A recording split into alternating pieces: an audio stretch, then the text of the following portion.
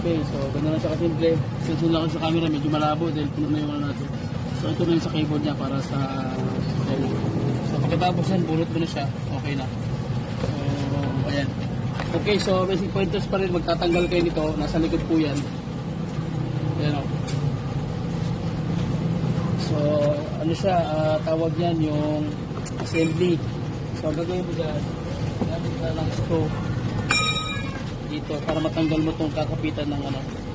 So, nirepair na ito guys. Sabihin, timaan na ito ng repair ko. Yan.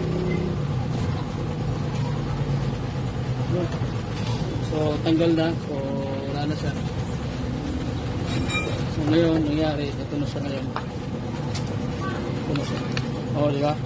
So, assembly. Yan siya. Sira na siya. Yan, sira na. So, papalit tayo ng bago. Ito na ipapalit natin. Ayan.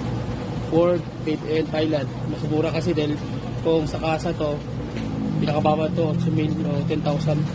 Assembly na siya, ganun, o 15,000, depende. Pero assembly na siya guys. Oo.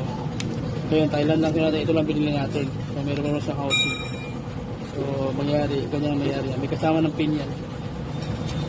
Ito yung pin. Yan. So, yan lang yan. Pag salpak mo dito,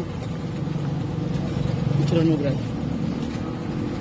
Okay, so pag salpak mo dito, ganun. Ano.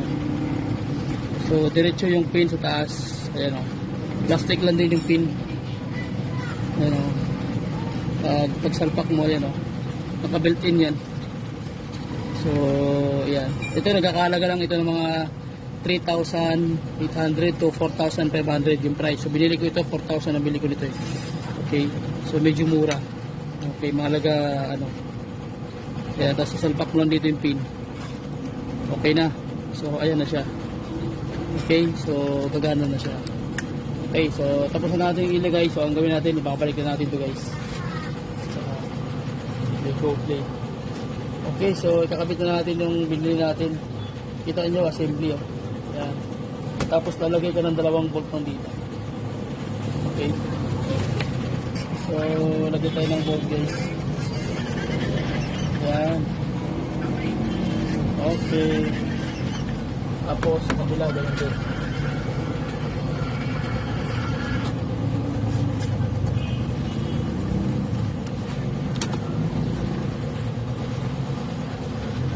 Yun. Tapos okay na, so balik na natin. So Brad, camera Brad. So ang mangyayari dyan, ganito. So ito nga portion, ikakabit mo rito para dito sa kanyang power switch, window switch. Tapos ito naman sa kabila, din pa rin yan sa kanyang ilaw. Sa lid ito isa. So maliit sa lid yan. Ito naman sa kanyang mechanism ng ano, sa kanyang power switch. Okay? So ito naman, sa lid naman para dito.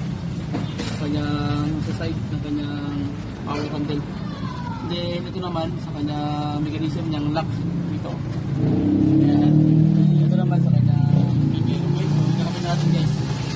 Hindi na lang yan. So, hindi ka lang. Ito muna. Ito Brad. May maliit. So ito yung lead gear guys.